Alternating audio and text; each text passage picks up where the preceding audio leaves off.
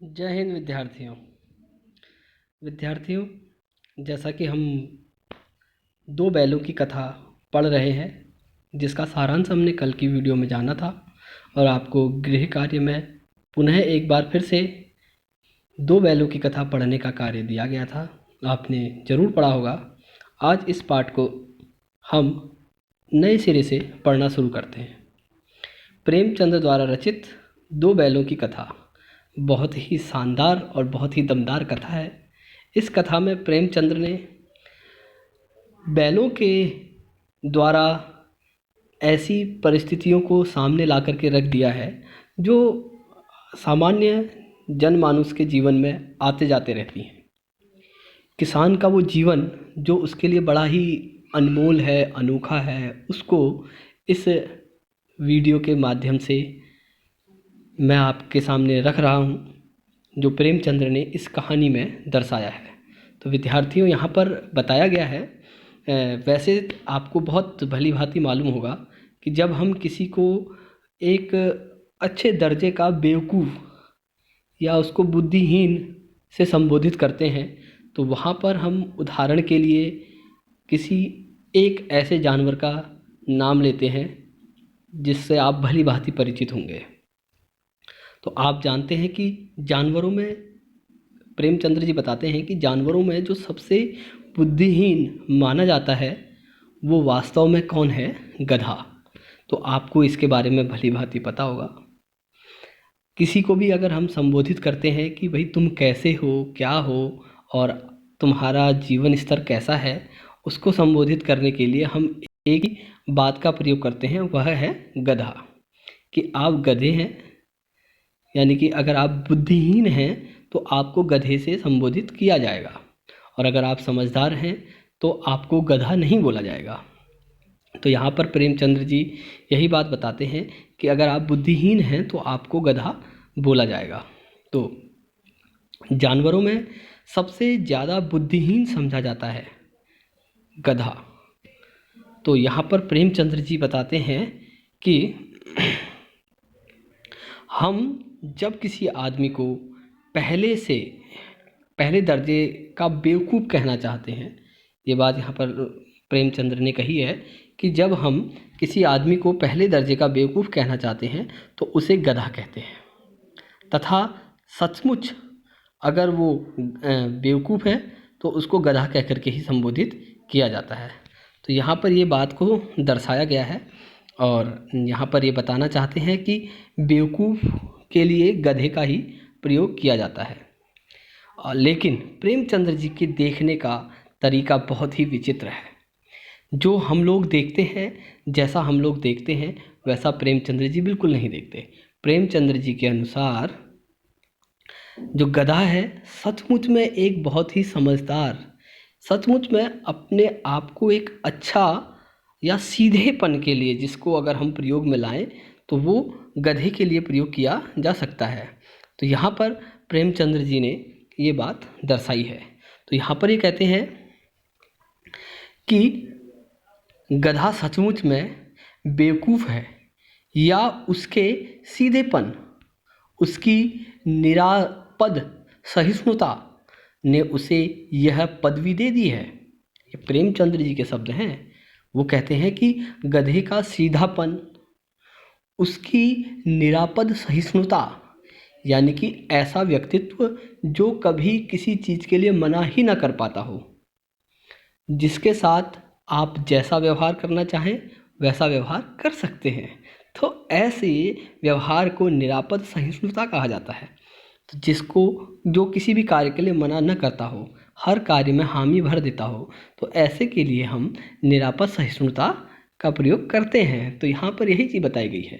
ये कहते हैं उसकी निरापद सहिष्णुता ने उसको यह पदवी दे दी है, यानी कि उसको बेवकूफ़ कहने का मतलब क्या है?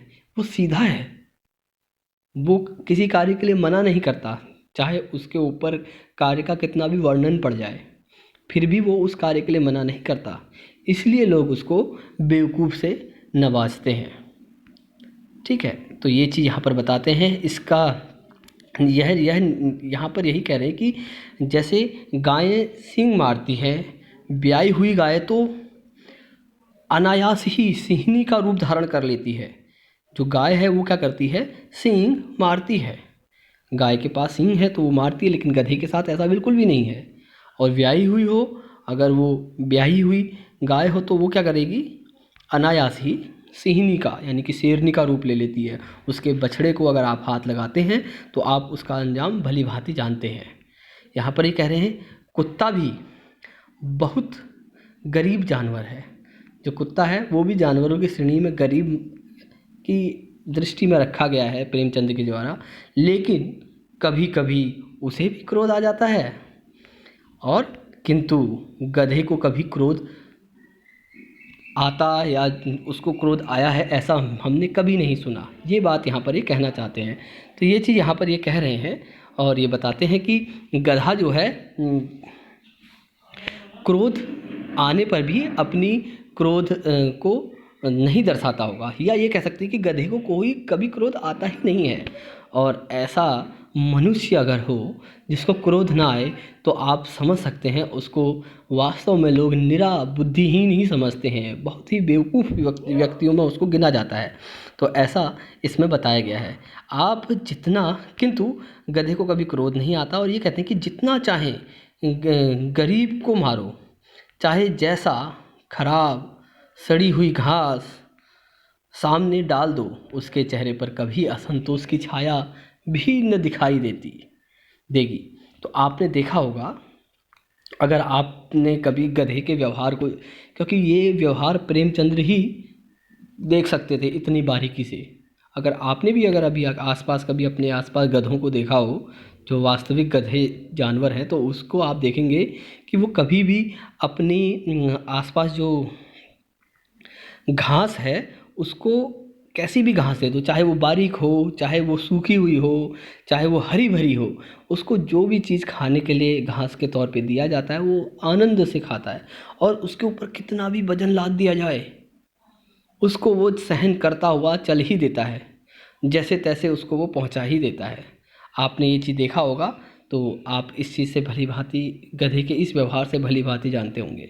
और ऐसा ही सीधे साधे मनुष्य के साथ भी किया जाता है। उसको खाने में कुछ भी दे दो वो बेचारा खा ही लेता है, और उससे जितना काम करवाना चाहो वो उस काम को कर ही लेता है। और आजकल के ज़माने में तो सीधा होना कहीं ना कहीं अभिश्राप बन चुका है। लोग सीधे मनुष्य का कितना फ़ायदा उठाते हैं, ये बात आप भली भांति जानते होंगे। तो विद्यार्थियों, यहाँ पर यही बताया गया है कि जहाँ पर गधे के समान व्यवहार करने वाले को यहाँ पर बेवकूफ़ समझा जाता है, तो उसी की ये बात बताई गई है। असंतोष की छाया होना, और वैशाख से चाहे एकाध बार कुलेल कर लेता हो, ठीक है, तो उसको, हाँ, गधे का एक पर्यायवाची भी है, वैशाख नंदन। कितना शानदार नाम है। यानी कि वैशाख का जो महीना है, यानी कि यही जो अभी चल रहा है अप्रैल, इस महीने में, ख़ास तौर पे इस महीने में आप गधों को अक्सर मैदानों में अपनी पीठ के बल उसको धूल में अपनी पीठ को रगड़ते हुए देख सकते हैं। और वो अभी आजकल के समय में अपनी पीठ को बड़े शानदार तरीके से मैदान में लेटता है, और पूरी पीठ में की जो खुजलाहट है या जो भी समझ लीजिए उसकी थकान है, उसको ज़रूर वो दूर कर लेता है। इसीलिए उसको वैशाख नंदन बोला जाता है। तो वैशाख के महीने में अगर हम अगर गधे को देखेंगे तो थोड़ी सी वो कुल्लोल जो शब्द यहाँ पर आया हुआ है, इसका मतलब यही होता है, कुलेल जो शब्द है इसका मतलब यही है कि वो लोट-पोट, मिट्टी में लोट-पोट करना, उसको कुलेल कहा जाता है। तो उस कुलेल को वो कर लेता हो, ऐसा हो सकता है आजकल के समय में। पर हमने तो उसे कभी खुश होते नहीं देखा। उसके चेहरे पर एक विषाद स्थायी रूप से छाया रहता है, ठीक है। तो ये कहते हैं कि हमने गधे को कभी खुश होते हुए नहीं देखा, वो हमेशा एक जैसे व्यवहार में रहता है।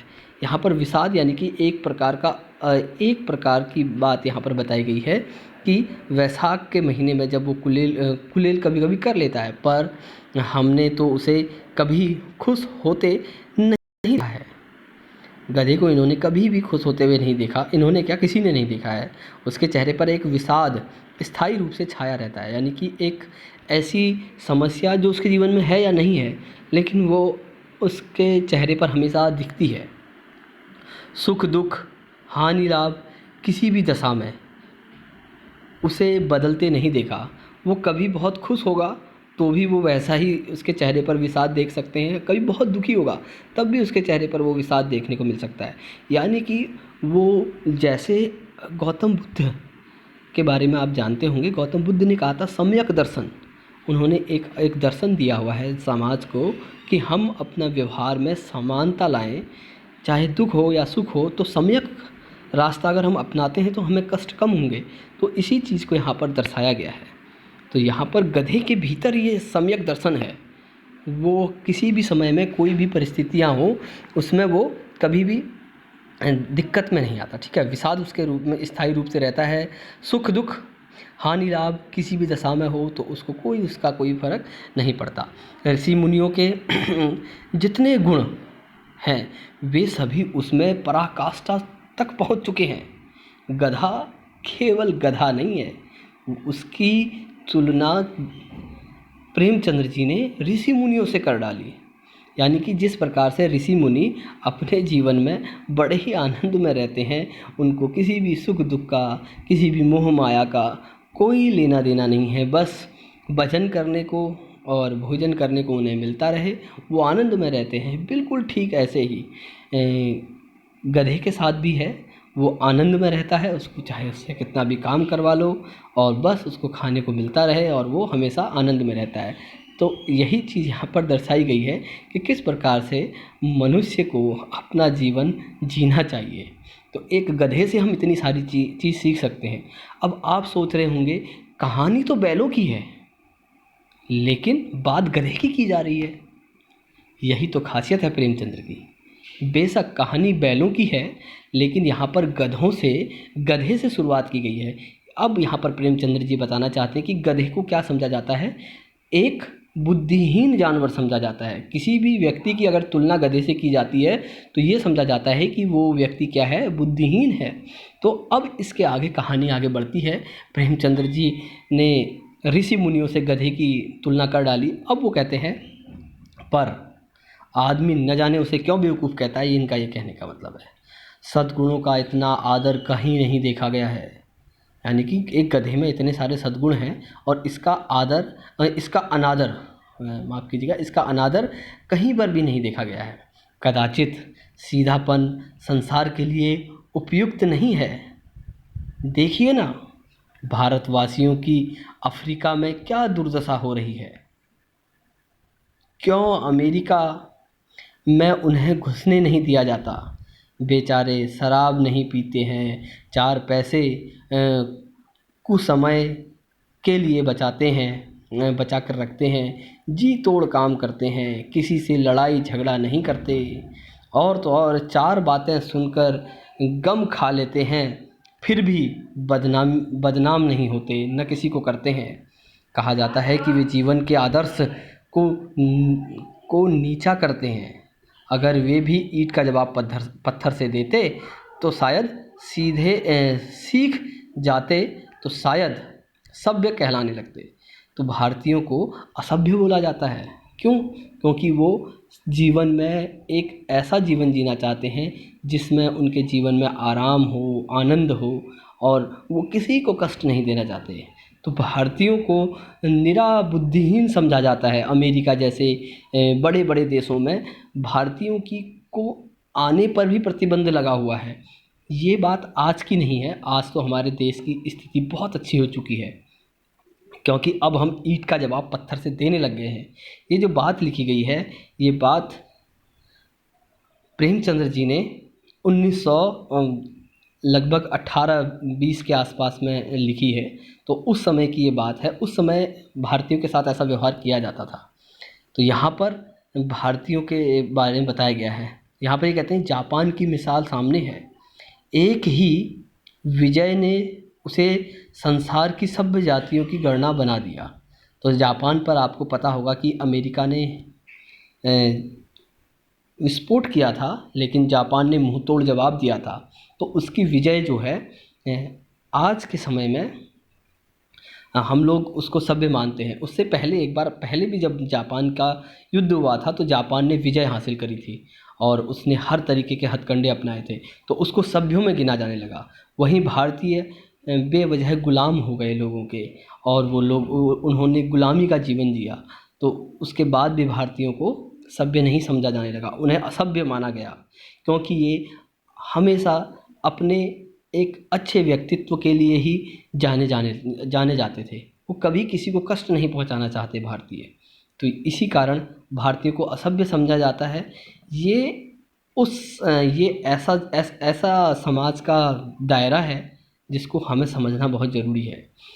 हम सीधे हैं, बहुत अच्छी बात है, लेकिन उतना ही आज के दौर में सच बात है कि हमने उतना ही, ये बात मैं नहीं, प्रेमचंद्र जी खुद अपनी कलम से लिखते हुए कह रहे हैं कि आज के दौर में हमने सीधा उतना ही होना चाहिए जितना आवश्यक है। अगर हम वास्तव में सीधे हैं तो हमारा वो सीधापन हमारे कार्य क्षेत्र में दिखना चाहिए, ना कि लोगों की दृष्टि में।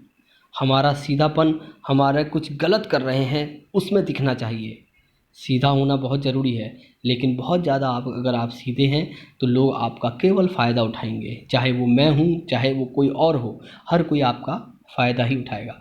इसलिए बहुत सीधा होना भी ज़रूरी नहीं है, सीधा होना ज़रूरी है लेकिन बहुत नहीं।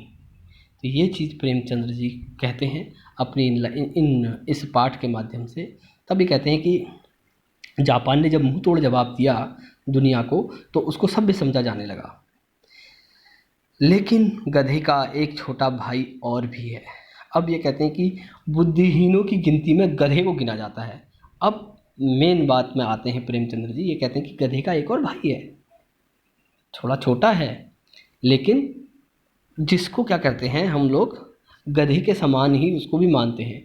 यानी कि अगर हमने किसी व्यक्ति को बोला कि भाई तुम तो बुद्धिहीन हो, यानी कि तुम गधे हो, तो अर्थात तुम बुद्धिहीन हो, तो वैसे ही अगर हम किसी को बैल बुद्धि बोलते हैं, यानी कि जड़ बुद्धि, यानी कि मूर्खों वाली अक्ल का उदाहरण अगर हम देते हैं तो वहाँ पे हम बैल शब्द का प्रयोग करते हैं। तो तब यहाँ पर प्रेमचंद जी कहते हैं ठीक उसका ही एक छोटा भाई है। वह कौन है? वह है बैल, जिसका अर्थ है हम गधे का प्रयोग, जिसके अर्थ में हम गधे का प्रयोग करते हैं। कुछ उसी से मिलते जुलते अर्थ हैं बछिया के ताऊ का भी प्रयोग करते हैं। कुछ लोग बैल को शायद बेवकूफ़ में सर्वश्रेष्ठ कहेंगे, मगर हमारा विचार ऐसा नहीं है। बैल कभी मारता भी है और कभी अड़ियल बैल भी देखने में आते हैं, और कभी तो क्या होता है कि रीतियों में अपना असंतोष प्रकट भी कर देते हैं। कभी रीतियों में अपना असंतोष प्रकट भी कर देते हैं। तो विद्यार्थियों, तो यहाँ पर कुछ ऐसे उदाहरण दिए गए हैं, तो आप इनको समझ रहे होंगे। और ये बहुत ही शानदार तरीके से इसमें बताया गया है बैल के बारे में। तो आप इस बात को बहुत भली भांति समझ रहे होंगे। ठीक है, तो यहाँ पर बैल को बुद्धिहीन समझा गया है, बैल को बेवकूफ़ समझा गया है, और हर तरीके से बैल को गलत माना गया है। तो आप इस चीज़ को यहाँ पर देख करके समझ रहे होंगे। कभी कभी अड़ियल बैल भी देखने को मिलते हैं, और इस तरीके से, यानी कि बैल को हम मूर्ख बोलते हैं, लेकिन मूर्ख लोग क्या है, कभी कभी ऐसी हरकत कर देते हैं जो समझदार लोग करते होंगे। ठीक है, बैल को एकदम हम सीधा नहीं कह सकते। बैल मूर्ख तो है, लेकिन वो मारता भी है, और बैल कभी कभी युद्ध भी लड़ने को तैयार रहता है। हमने मतलब बैलों के अलग अलग अलग प्रकार देखे हुए हैं, यहाँ पर प्रेमचंद्र जी ये चीज़ बताना चाहते हैं। लेकिन फिर भी बैल की गिनती हम मूर्ख व्यक्ति के लिए या मूर्खों के लिए ही करते हैं। तो यहाँ पर अब प्रेमचंद्र जी की जो कहानी है दो बैलों की कथा, उस तक हम पहुँच गए। यहाँ पर प्रेमचंद्र जी की इस कथा में बैलों के बारे में यहाँ पर बताया गया है। ठीक है, इसके बाद अब ये कहते हैं कि रीतियों भी अपना असंतोष प्रकट करते हैं, अतएव उसका स्थान गधे से नीचा है। यानी कि गधा क्या है, बिल्कुल वो असंतोष प्रकट करता ही नहीं है, इसलिए गधा ऊंचे स्थान पर है। और बैल कभी कभी असंतोष भी प्रकट कर देते हैं, कभी अपना गुस्सा भी दिखा देते हैं, कभी वो सींग भी मार देते हैं। तो इसलिए बैल गधे से थोड़े से कम है, लेकिन हैं ये भी मूर्ख। ठीक है, अब बात करते हैं प्रेमचंद्र की जो कहानी है, लिखी हुई दो बैलों की कथा। तब ये कहते हैं कि यहाँ पर इनका जो किरदार है, मेन किरदार, वो किसान जिसके ये दो बैल हैं, उसकी बात करते हैं यहाँ पर से। अब पाठ हमारा शुरू होता है। अभी तक प्रेमचंद्र जी ने गधे और बैल के बीच में संबंध को स्थापित किया। गधा बिल्कुल बुद्धिहीन है, और जो बैल है वो थोड़ा मूर्ख है। लेकिन असंतोष, बुद्धिहीन होने के साथ साथ ये अपना असंतोष भी प्रकट करता है, ये नाराज भी हो जाता है। बिल्कुल इसमें पूरी की पूरी तरह ऋषि मुनियों वाले गुण नहीं हैं बैल में, इसीलिए इसको थोड़ा सा छोटा समझा गया है। और गधे को बड़ा इसलिए समझा गया है कि उसमें पूरे के पूरे गुण ऋषि मुनियों वाले हैं। अब बात करते हैं ये दो बैलों की कथा। तब ये कहते हैं, झूरी, कांची के दो बैलों के नाम थे हीरा और मोती। हीरा और मोती की ये कहानी है। वैसे तो मैंने आपको इस कहानी का सारांश बताया था, अब हम स्टेप बाय स्टेप इस कहानी को समझते हैं। दोनों पछाई जाति के थे। पछाई यानी कि बैलों की भी एक वो होती है, जातियाँ होती हैं, जैसे मनुष्य की जातियाँ हैं। जातियों का कहने का मतलब है कौन सी नस्ल, एक अच्छी नस्ल के बैल जो हैं, उसमें से पछाई जाति एक है। जैसे आपने भैंसों की नस्ल का नाम सुने होंगे, मुर्रा। मुर्रा नस्ल की जो भैंस है वो सबसे ज़बरदस्त भैंस होती है, हरियाणा के क्षेत्र में पाई जाती है। तो ऐसे ही बैलों की भी नस्ल होती है, तो उसमें से पछाई नस्ल के यानी कि पछाई जाति के क्या है, ये दोनों बैल थे। देखने में गजब के सुंदर थे, काम में चौकस, और डील में ऊंचे, यानी कि काम करने में हमेशा तगड़े थे। और ऊंचे दिखने में बहुत लंबे लंबे ऊंचे कद के थे, और शानदार, देखते ही उनको, मतलब उनकी पिक्चर एक ही बार में आंखों में उतर जाती थी, इतने शानदार थे वो। बहुत दिन, बहुत दिनों समय रहते रहते दोनों दोनों एक दूसरे के क्या है, मूक भाषा में विचार विनिमय करते थे। ठीक है, तो आमने सामने वो रहते थे, या आसपास बैठे हुए एक दूसरे से मूक भाषा में विचार करते थे। तो बहुत समय से वो एक साथ रह रहे थे, तो दोनों के बीच में भाईचारा हो गया, और वो एक दूसरे की मन की बातों को मूक भाषा में समझने लगे। तो यहाँ पर ये बताते हैं कि एक दूसरे की मन की बात को वो कैसे समझ सकते थे, ये बात आप अच्छी तरह जानते हैं। वो हम नहीं कह सकते कि वो ये बात समझते कैसे होंगे, लेकिन उनको देख के लगता था कि ये एक दूसरे की बात को समझते हैं। अब ये बताते हैं कि आवश्यक आवश्यक ही उस सॉरी अवश्य ही उसमें कोई ऐसी गुप्त शक्ति थी जिससे जीवों में श्रेष्ठता का दावा करने वाले करने वाला मनुष्य वंचित है। अवश्य ही उनमें ऐसी कोई शक्ति थी जिसमें मनुष्य क्या है, जिसमें मनुष्य, अवश्य ही उनमें कोई ऐसी शक्ति थी, अवश्य ही उनमें कोई ऐसी शक्ति थी जिसका दावा मनुष्य वंचित है। दोनों एक दूसरे को जानते थे, और दोनों एक दूसरे को भली भांति समझते थे। तो इस चीज़ को यहाँ पर दर्शाया गया है। तो ये कहते हैं कि एक दूसरे को समझना और एक दूसरे को जानना, इन दोनों के अंदर भीतर ये था। दोनों एक दूसरे को चाटकर और सूंघकर अपना प्रेम प्रकट करते थे। कभी कभी दोनों सींगें भी मिला लिया करते थे, विग्रह के नाते से नहीं, केवल विनोद के भाव से। यानी कि कभी कभी आपस में वो लड़ते हुए पाए गए। लड़ने का मतलब क्या है कि वो प्यार से, मतलब एक आनंद में मज़े लेने के लिए एक दूसरे के ऊपर, जैसे हम लोग हंसी मजाक करते हैं तो अपने हमारे हाथ किसी के कंधे पे चले जाते हैं, किसी की पीठ पे हम अपना हाथ मार देते हैं। या कई बार लोगों की आदत होती है कि बात करते करते अपने हाथों से सामने वाले को की पीठ को बजाना, और उसको ऐसे मजाक करना, उसके साथ ऐसे ऐसे करके उसको हाथों से लगाना। तो ऐसा ही आनंद लेने के लिए वो बैल भी एक आपस में अपनी सींगों से बिल्कुल जा करके उसको अपनी सींगों से, सींगें जो इसकी उनकी यहाँ पर होती थी, उन सींगों से सामने वाले को ठोकना, इस तरीके की हरकतें वो मतलब आपस में कर लेते थे। बड़े आनंद में वो दोनों बैल रहते थे। इसके बाद ये कहते हैं कि बड़े विनोद के साथ, आत्मीयता के भाव से वो जैसे दोस्त में घनिष्ठता होती है और धौल धम्पा होने लगता उनके बीच में, मतलब जैसे दोस्त आपस में खेलते हैं वैसे ही वो बैल भी आपस में खेला करते थे, एक दूसरे की वो भावनाओं को समझते थे।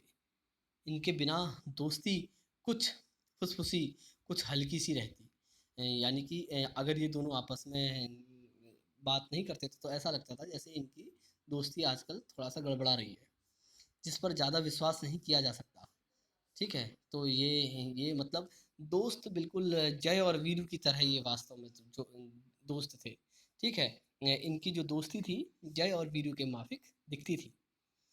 तो यहाँ पर यही बताया गया है और इसके बाद ये कहते हैं कि जिस वक्त ये दोनों बैल हल या गाड़ी में जोते जाते और गर्दन हिला हिलाकर चलते, उस वक्त हर एक की यही चेष्टा होती थी कि ज़्यादा से ज़्यादा बोझ मेरी ही गर्दन पर रहे। अब आप बैल को बैल बुद्धि कहते हैं, मूर्ख व्यक्ति क्या कभी ऐसा करेगा? समझदार लोग जो दूसरों का बोझ ढो सकें, तो वो दोनों आपको पता है कि जब उन बैलों को जोता जाता है तो उनके गर्दन पर जुआ रखा जाता है। ठीक है, और उससे उनको जोता जाता है। दोनों का प्रयास रहता था कि ज़्यादा से ज़्यादा जब उन पर गाड़ियों में जब उनको लगाया जाता तो बोझ भी अपनी गर्दन पर लेने का प्रयास करते थे। दोनों के बीच में कितना अच्छा सामंजस्य था, तो इस चीज़ को यहाँ पर बताया गया है। दिन भर के बाद दोपहर या संध्या संध्या को दोनों खुलते और एक दूसरे को चाट चूट कर अपनी थकान मिटा लिया करते थे। नाद में खली भूसा पड़ जाने के बाद दोनों साथ उठते, साथ नाद में मुंह डालते और साथ ही बैठते। यानी कि खाने में जैसे दो अच्छे मित्र साथ में उठते बैठते हैं, खाते पीते हैं, ठीक वैसे ही जब उनकी जो नाद है, यानी कि जिसमें चारा डाला जाता है, उसमें जब चारा पड़ जाता तो उस चारे को आराम से दोनों जने एक साथ मिल करके खाते थे। एक दूसरे से पहले मैं खा जाऊं, पहले मैं ख़त्म कर लूं, ऐसी बिल्कुल भावना नहीं थी। एक दूसरे का वजन उठाने की भावना थी एक साथ, और एक दूसरे के साथ मिल करके इस तरीके से उनको काम करने में मज़ा आता था। एक का मुंह एक एक एक अपना मुंह हटाता तो दूसरा भी उससे मुंह हटा लेता था। संयोग की बात, झूरी ने एक बार गोई को ससुराल भेज दिया। बैलों को क्या मालूम वे क्या क्यों भेजे जा रहे हैं। समझे मालिक ने हमें बेच दिया। अपना यो बेचा जाना उन्हें अच्छा लगा या बुरा कौन जाने, पर झूरी के साले गया को घर तक गोई ले जाने में दांतों पसीने आ गए। तो एक बार झूरी ने अपनी पत्नी के कहने पर, वास्तविकता यही थी कि अपनी पत्नी के कहने पर जब वो आया तो बैलों को गोई जगह का नाम है, उस जगह पर गया उनके साले का नाम गया था तो साले के साथ भेज दिया था। बैलों को क्या पता उन्हें बेचा गया है या उनको क्या कहते हैं केवल ऐसे ही। तो जब बैलों को वो ले जा रहा था तो उस समय बैलों ने जितना परेशान उस गया को किया है, वास्तव में उस गया ने यही सोचा होगा कि मैं गया क्यों। तो ऐसी उस गया की हालत थी, तो उसको बहुत परेशान कर दिया। तो यहाँ पर यही बताते हैं कि पीछे से हाँकता तो दोनों दाएं बाएं भागते, पगहिया पकड़कर आगे से खींचता तो दोनों पीछे की ओर जाने जोर लगाते। मारता तो दोनों सींगे नीचे करके हुंकारते। अगर ईश्वर ने उन्हें वाणी दी होती तो झूरी से पूछते, तुम हम गरीबों को क्यों निकाल रही हो? हमने तो तुम्हारी सेवा करने के में कोई कसर नहीं उठा रखी। अगर इतनी मेहनत से काम न चलता था तो और काम कर लेते। हमें तो तुम्हारी चाकरी में मर जाना कबूल था। हमने कभी दाने चारे की शिकायत नहीं की। तुमने जो कुछ सिखाया वह सिर झुकाकर खा लिया। यानी कि यहाँ पर प्रेमचंद्र जी यही बताना चाहते हैं कि उन बैलों का अगर बोलने की शक्ति होती तो वो जूहरी से ये सारी शिकायतें करते। उन्होंने गया को बहुत परेशान किया ले जाते समय। गया उनको आगे की तरफ खींचता तो वो पीछे चले जाते। उनका मुंह अगर पकड़ करके वो मुंह के साइड का जो हिस्सा होता है उसको पकड़ के उस रस्सी को पकड़ के आगे को खींचता तो वो पीछे को खींचने लगते और वो उसको मारने का प्रयास करते तो वो सींगों से उसी को मारने की कोशिश करता था। वो बैलों ने गया को बहुत परेशान किया। लेकिन यहाँ पर लेखक प्रेमचंद्र जी कहते हैं कि अगर उनके पास वाणी होती तो वो पक्का जौहरी से पूछते कि भाई हमने तो तेरी इतनी सेवा करी, अगर हमसे और काम लेना था ले लेता, लेकिन हमें बेचा क्यों? तो ये शिकायत थी उनकी। तो इस शिकायत को वो कैसे दूर करते हैं, तो इस बात को यहाँ पर बताया गया है। तब ये कहते हैं कि "हम्म, तो यहाँ पर मतलब उन्हें किसी भी चीज़ की अगर तुम हमें खाने को नहीं दे रहे थे तो न सही, लेकिन ऐसे जालिम व्यक्ति के हाथ में हमें क्यों बेच दिया?" उनका ये मानना था। तब यहाँ पर ये कहते हैं कि संध्या समय दोनों बैल अपने नए स्थान पर पहुँच गए, दिन भर के भूखे, लेकिन जब नाद में लगाए गए तो एक ने भी उसमें मुंह न डाला। दिन भर भारी हो रहा था, जिसे दिल भारी हो रहा था, जिसे उन्होंने अपना घर समझ रखा था, वह आज उनसे छूट गया था। यह नया घर, नया गांव, नया आदमी उन्हें बेगाने से लगते थे। तो यहाँ पर बैलों का भी दिल होता है, इस चीज़ को बड़ा प्रदर्शित किया है प्रेमचंद्र ने। और वो कहते हैं कि उनको वो चीज़ बड़ा बुरा लग रहा था, वो उनको बहुत ही बुरा लग रहा था। वो जैसे एक आदमी नई जगह जाता है तो अपने आप को वहाँ पर एडजस्ट जब तक नहीं करता, अपने आप को जब तक वहाँ पर अपना सामंजस्य नहीं बिठाता तो उसको कितनी तकलीफ होती है। ठीक वैसी ही तकलीफ उनको भी हो रही थी। तो ऐसा इस कहानी में बताया गया है। फिर उन्होंने क्या वो मूक मूक भाषा में एक दूसरे से बात करने लगे और एक दूसरे से ये कहने लगे। तो उन्होंने खाना नहीं खाया उस दिन, दोनों को जो जो दिया गया था उसको नहीं खाया और मूक भाषा में एक दूसरे की सलाह ली। और उनका मन क्या था कि यहाँ पर सब किसी किसी तरीके से वो यहाँ से निकलना चाहते थे। जब गांव में सोता पड़ गया तो दोनों ने जोर मारकर पगहे तुड़ा डाले, ठीक है, और घर की तरफ चले। पगहे बहुत मजबूत थे, अनुमान न हो सकता था कि कोई बैल उन्हें तोड़ सकेगा। पर इन दोनों ने इस समय दूनी शक्ति आ गई। एक एक झटके में रस्सियां टूट गई। जूरी प्रातःकाल सोकर उठा तो देखा कि दोनों बैल चरनी पर खड़े हैं। दोनों की गर्दनों में आधा आधा गरा गराव लटक रहा है। घुटने तक पांव कीचड़ में भरे हुए हैं और दोनों की आंखों में विद्रोहमय स्नेह झलक रहा है।